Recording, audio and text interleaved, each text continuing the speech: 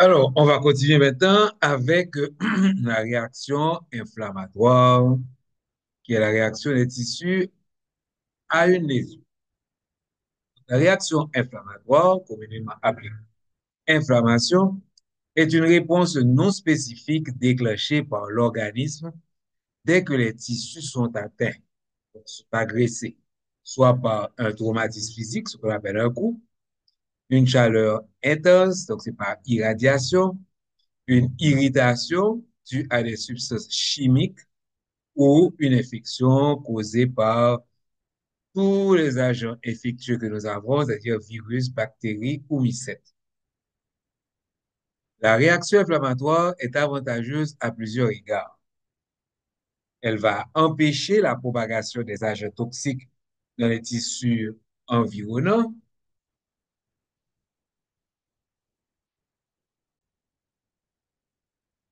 Elle élimine les débris cellulaires et les agents pathogènes. Elle prévient le système immunitaire adaptatif de la présence d'envahisseurs. Elle amorce les premières étapes du processus de réparation. Alors, comment reconnaître une inflammation? Nous songeons, il y a quatre signes, ce qu'on appelle les quatre signes cardinaux de l'inflammation, qu'on appelle maintenant les quatre signes majeurs de l'inflammation aiguë, c'est-à-dire qui arrive à court terme, OK? Sont la rougeur, la chaleur, la tuméfaction et la douleur. Alors, moi, même plutôt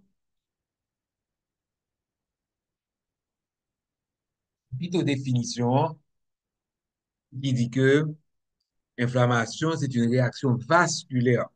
Parce que comme on va le voir plus tard, les signes cardinaux, les quatre signes majeurs de l'inflammation sont dus à la réaction vasculaire. OK?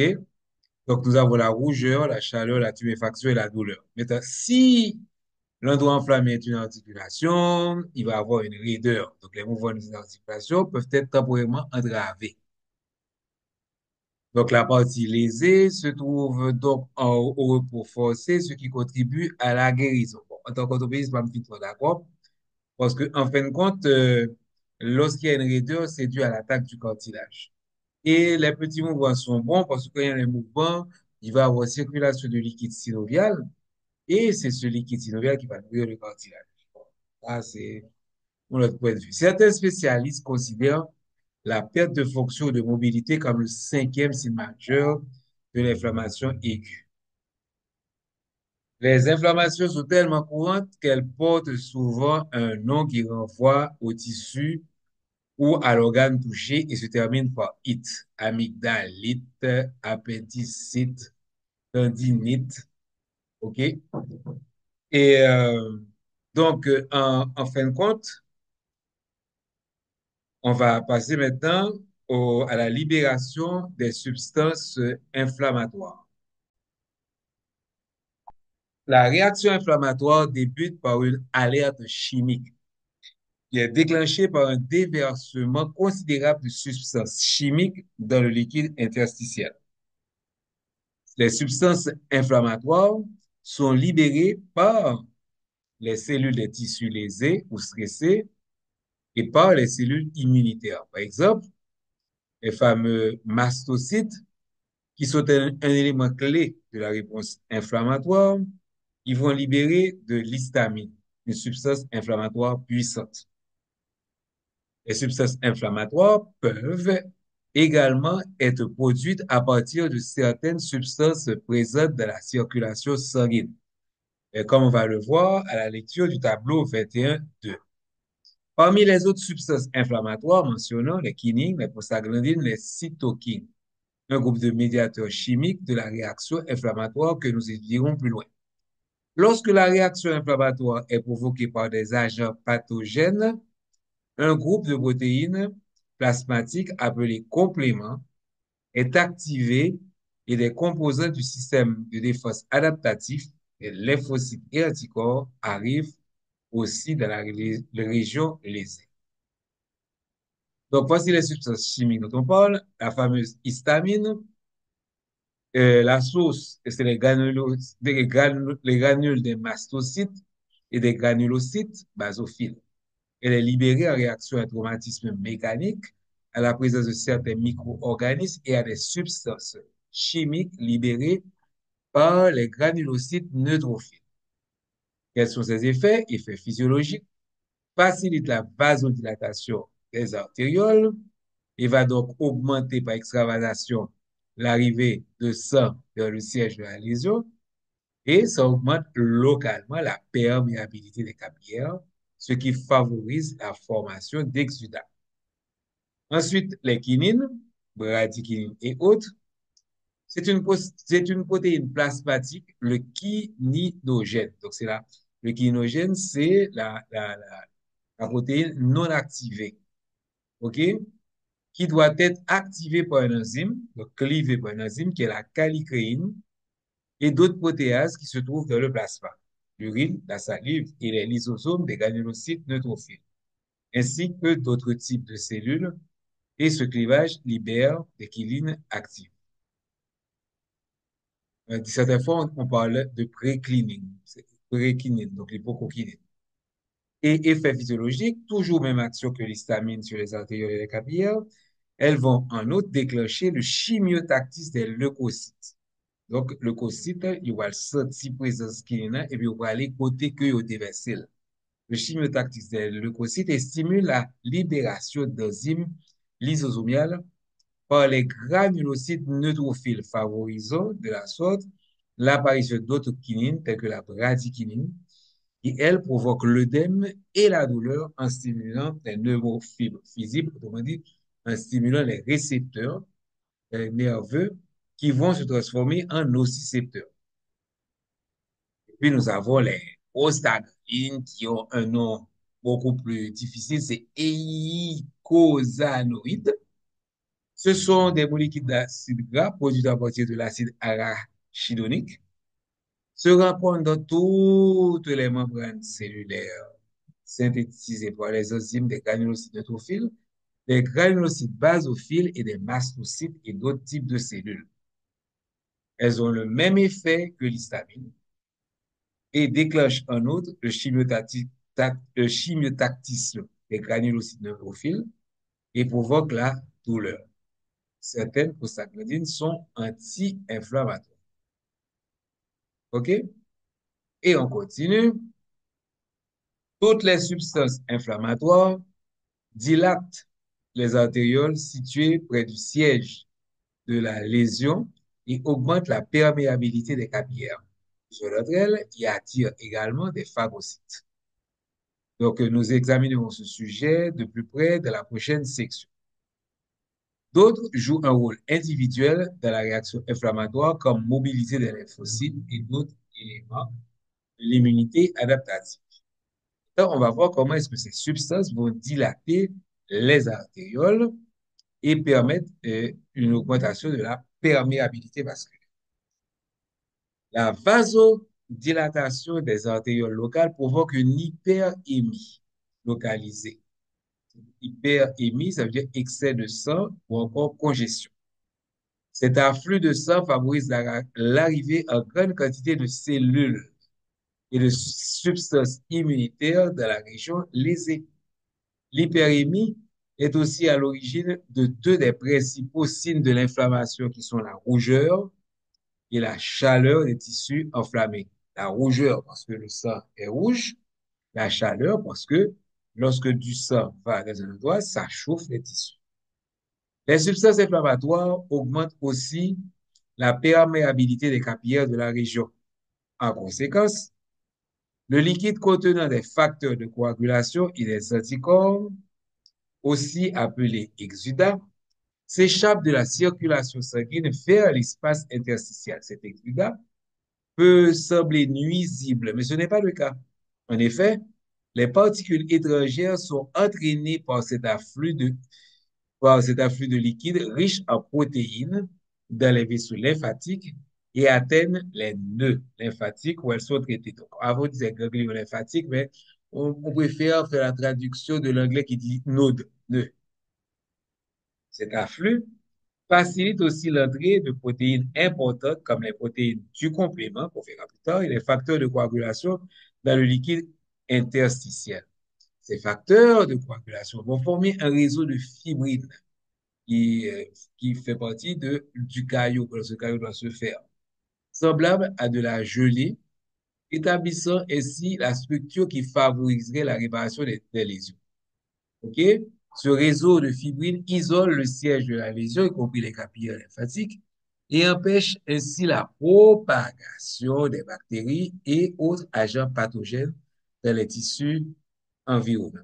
Le cloisonnement du siège de la lésion constitue une stratégie de défense tellement importante que certaines bactéries, comme le streptocoque, possèdent des enzymes spécialisées qui dégradent le caillot et aident à se disséminer rapidement dans les tissus adjacents. Ainsi, lorsqu'on refait un pansement, on a dit oui, il faut, si la gaz colle, il faut décoller gaz parce que ça retire la fibrine. Il faut utiliser un bistouri pour retirer fibrine. Non, comme vous pouvez le voir, la fibrine, c'est bon pour la plaie parce que ça l'isole et ça empêche la dissémination des agents pathogènes. En s'accumulant, le liquide cause une tuméfaction localisée, aussi appelée œdème, okay, qui est l'un des signes de l'inflammation, qui à son tour comprime les récepteurs nerveux, donc les terminaisons nerveux, et détermine ainsi une sensation de douleur, qui est une sensation désagréable. La douleur résulte également de la libération des toxines bactériennes et des effets sensibilisants des prostaglandines et bradykinin. Ainsi, l'acide, l'aspirine, donc l'acide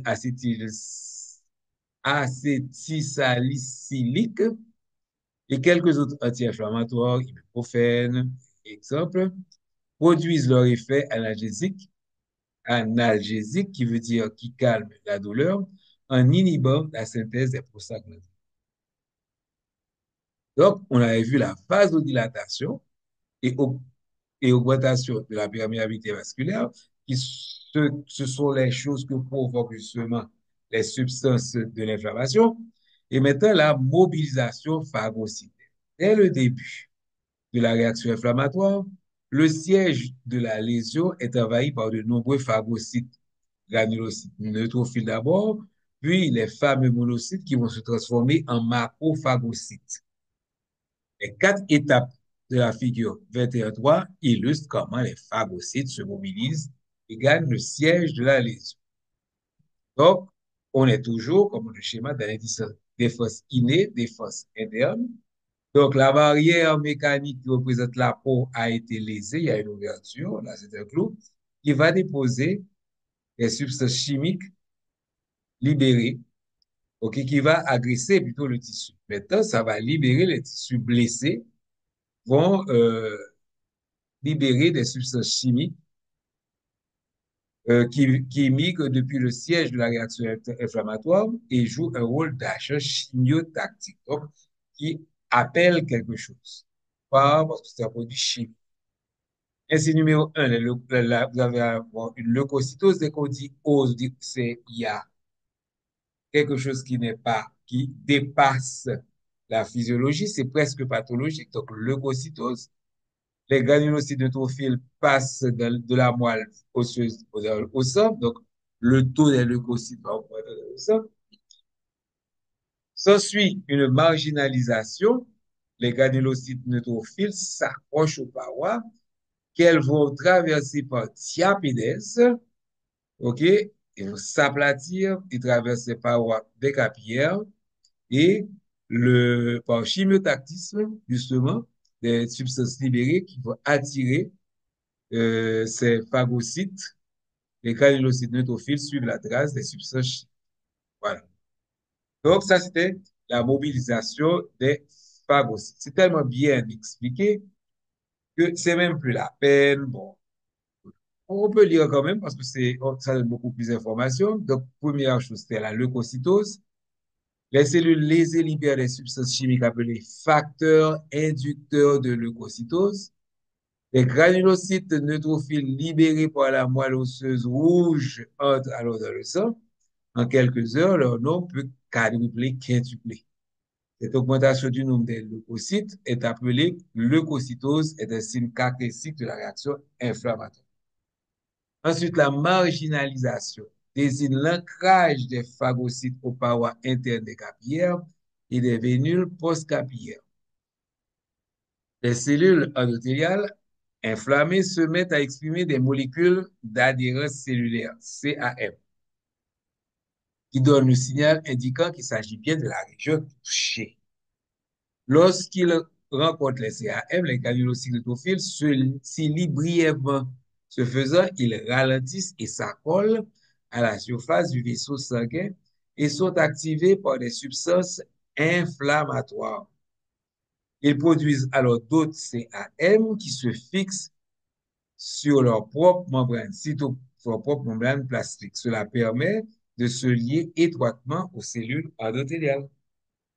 Maintenant, la diapédèse, la déformation de la membrane plastique des granulocytes neutrophiles, mouvement amoeboïde grâce au pseudopode, me permettent de s'aplatir et de s'insinuer entre les cellules endothéliales des capillaires et des vénules postcapillaires pour passer du sang vers le liquide interstitiel. Ce processus est appelé diapédèse.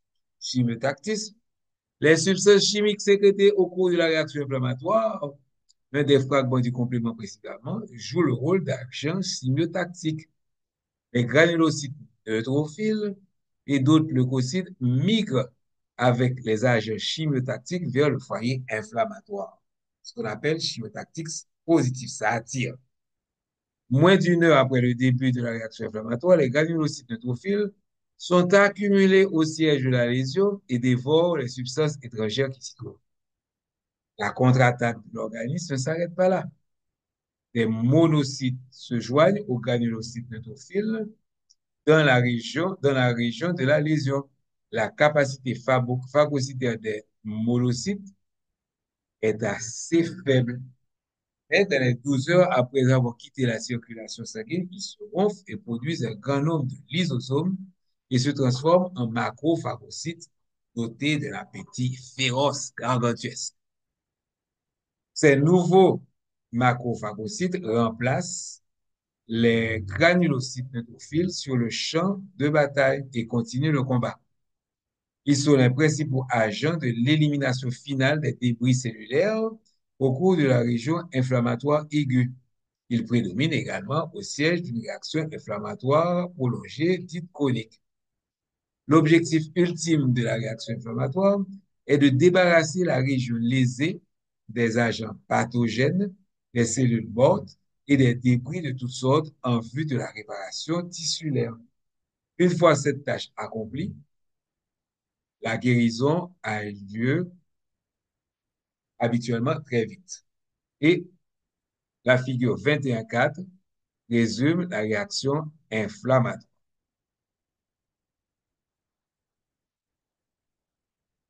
OK? Donc ici, l'agression, il va provoquer donc une lésion des tissus. Les lésions des tissus vont provoquer deux effets. La libération des substances inflammatoires, histamines, etc., et la libération des facteurs qui activent la libération des leucocytes. La libération des substances inflammatoires va provoquer une vasodilatation des artérioles, donc une hyperémie, OK? Et on va retrouver les deux premiers signes qui sont la chaleur et la rougeur. Ensuite, on va arriver à une augmentation de la vitesse du métabolisme due à l'élévation locale de la température et tout ça pour aboutir à la guérison. Tandis que l'augmentation de donc la libération des substances va provoquer une augmentation de la perméabilité capillaire, fuite de liquide lors des capillaires, formation d'exsudat, fuite de liquide riche en protéines dans l'espace interstitiel, et ça nous donne l'œdème ou la tuméfaction, avec possibilité de perdre la fonction, tout cela pour arriver à la guérison. Et cette libération des substances inflammatoires va agir sur les récepteurs qui vont se transformer en nocicepteurs et envoyer le signal de la douleur. OK? Il y a aussi une fuite de protéines, de coagulation qui va isoler la fibrine, qui va justement isoler la région infectée.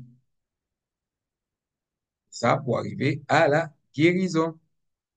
Et cette libération des substances inflammatoires va provoquer l'attraction des granulocytes neutrophiles, des monocytes et des lymphocytes. OK? Et ça va rejoindre la migration des leucocytes vers le siège de la lésion. Donc, deuxième effet, c'est donc libération des facteurs qui activent la libération des leucocytes. Les leucocytes augmentent de nombre. Leucocytose, c'est-à-dire augmentation du nombre des leucocytes, migration des leucocytes vers le siège de la lésion, marginalisation, et patati et patata. Et on va finir cette l'inflammation avec une petite vidéo.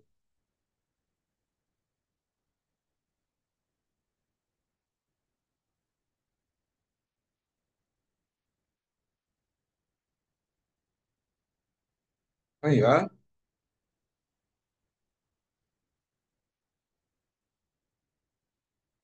Donc, c'est la réaction inflammatoire.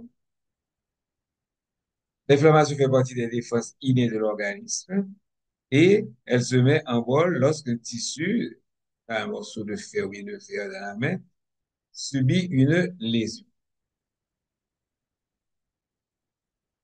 Par exemple, lorsqu'une coupure au niveau de la peau permet à des agents pathogènes de traverser cette première ligne de défense et d'entrer en contact.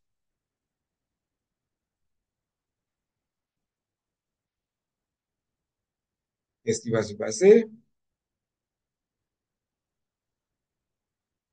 OK, on a ici les cellules de l'immunité innée. Ces cellules veillent à maîtriser rapidement les agents pathogènes qui vont pénétrer dans les tissus. OK?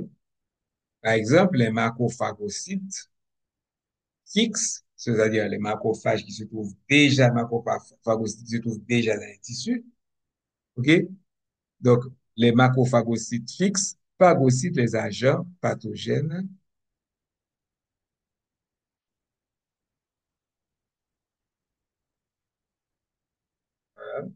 et produisent par la suite des médiateurs chimiques qui joueront le rôle clé dans la réaction inflammatoire. Donc, ça, ce sont les macrophages.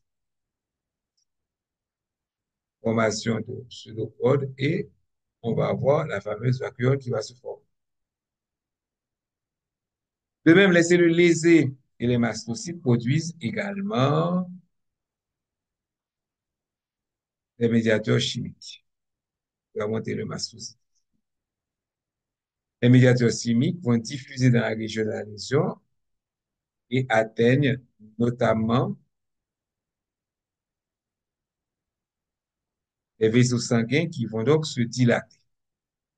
La vasodilatation. Cette vasodilatation entraîne un apport sanguin plus important dans la région de la lésion et est à l'origine de la rougeur et de la chaleur associée à l'inflammation.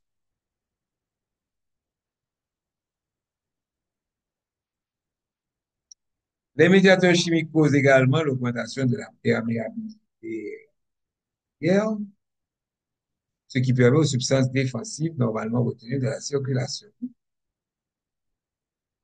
de traverser la paroi des vaisseaux sanguins et d'atteindre la région lésée. Cette augmentation de liquide dans les tissus cause l'œdème propre à l'inflammation, qui est le troisième signe de l'inflammation.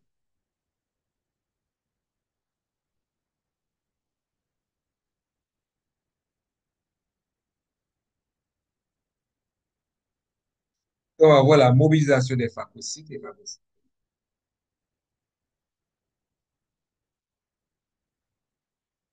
Les médiateurs chimiques modifient également les molécules d'adhérence cellulaire à la surface de l'endothélium. C'est tout petit point de fait ça ce qui favorise l'adhérence des phagocytes, tels que les neutrophiles à la paroi du vaisseau sanguin. Ce processus, donc la margination. Donc, première chose, c'était la leucocytose, augmentation du taux des leucocytes. Deuxième chose, les leucocytes vont se coller sur la paroi et c'est la margination.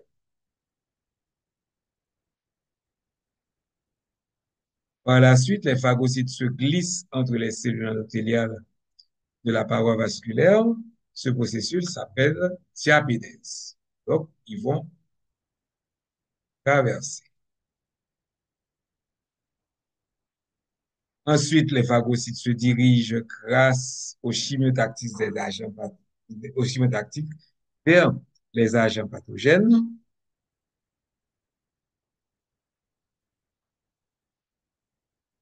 et les phagocytes. Les neutrophiles dominent au début de l'infection, mais ils se mettent à mourir rapidement. Les macrophagocytes qui ont un appétit gargantuesque entrent en scène plus tard au cours de l'infection. Après avoir englouti une grande quantité de micro-organismes et de tissus endommagés, les neutrophiles et les macrophagocytes finissent eux-mêmes par mourir. Il en résulte la formation du pus qui se continue habituellement jusqu'à la disparition de l'infection.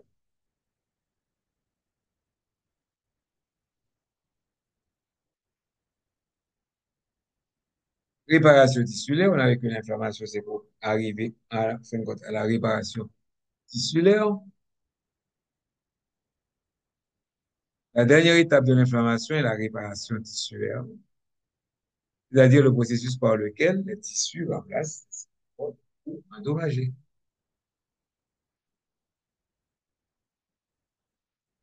La réparation s'amorce durant la phase active de l'inflammation, mais elle ne peut pas s'achever tant que toutes les substances nocives ne sont pas neutralisées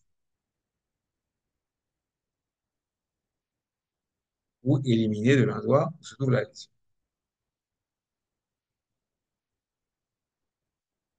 Voilà. Donc, c'était tout pour l'inflammation. On verra le prochain chapitre plus tard. Au revoir, ou plutôt à bientôt.